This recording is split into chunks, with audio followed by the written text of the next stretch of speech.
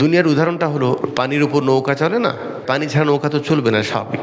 কোনো মানুষ দুনিয়ায় থাকতে গেলে আমার পরনের কাপড় দরকার, খাওয়া দরকার, বাড়ি দরকার, সব কিছু দরকার। আলহামদুলিল্লাহ, এটা তো আল্লাহ পাক আমার জন্য না করে নেই, নিষেধ করে নেই।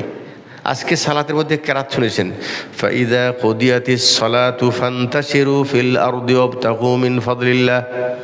যখন সালাত পড়ো, সালাত পড়ে তুমি তোমার রিজিকের জন্য বের হয়ে যাও।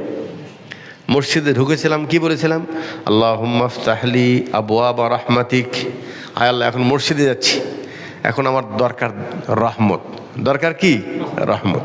সালাত শেষ, রহমত পেয়েছি, যাচ্ছি মসজিদ থেকে বাহিরে, রিজিক উপার্জন করব।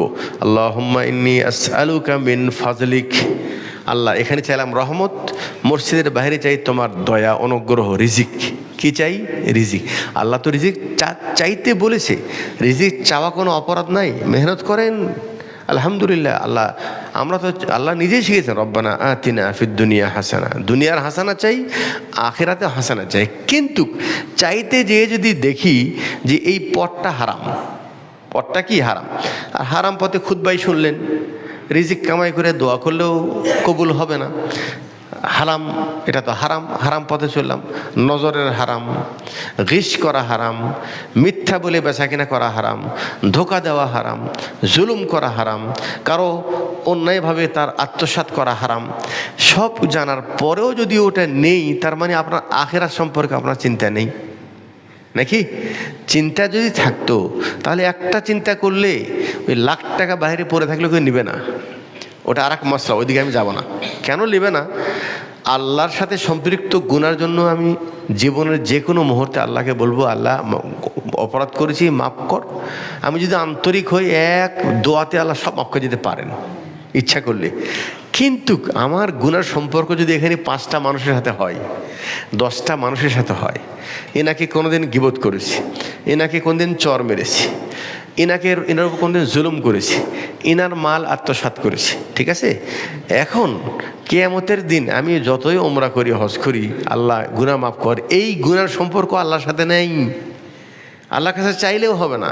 এই গুনাহ তো আল্লাহর সাথে না, সম্পর্ক ইনার সাথে। কি করতে হবে আমাকে? দুনিয়ায় যদি আমার মনে থাকে এনার গীবত করেছিলাম, এনাকে চর মেরেছিলাম, এনার প্রতি জুলুম করেছিলাম, এনার মা টাকা আত্মসাৎ করেছিলাম, মনে যদি থাকে, চিনি, সম্ভব হয় আমিও বেঁচে আছি, আপনিও বেঁচে আছি, সবাই মসজিদে হানজালা আশেপাশে থাকি, মনে হলো যে না আগে খারাপ ছিলাম, এখন ভালো হয়ে গেলাম, 5 জন মানুষ মাপ চেয়ে নিলাম। কিন্তু আমার জুলুম যদি এমন হয় যে কত মানুষ জুলুম করেছি মারা গেছে, একজন থাকে বরিশাল, আরেকজন থাকে নওগাঁ, আরেকজন রাজশাহী, আরেকজন কোথায় কোথায় কোথায় খুঁজে পাওয়া কি সম্ভব? এখন আমি অনুতপ্ত, মুক্ত হতে চাই গুনাহ থেকে, কিন্তু এই গুনার সম্পর্কটা হলো বান্দার সাথে। এখন এটার উপায় কি? কোনো উপায় নেই। আমি যত চেষ্টা করি উপায় নেই, ঠিক আছে? হ্যাঁ, তাহলে সেই ক্ষেত্রে এর পরিণামটা কি?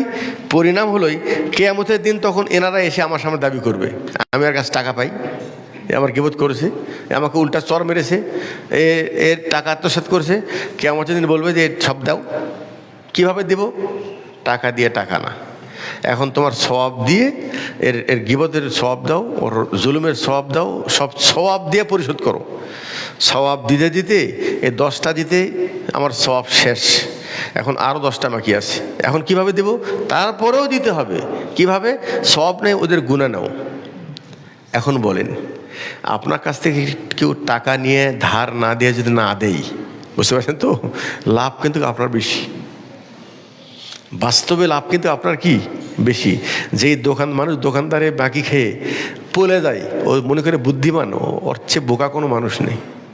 এখন দিলে কত নয়, 50,000 টাকা দিতেন, 20,000 কত খাইছেন? 30,000 খাইছেন, তাই না? এই 30,000 টাকার বদলা কিয়ামতের দিন দিতে অবস্থা খারাপ হয়ে যাবে। তার মানে কি? এই গুনাহ থেকে আমি মুক্ত হতে চাইলেও পারবো না।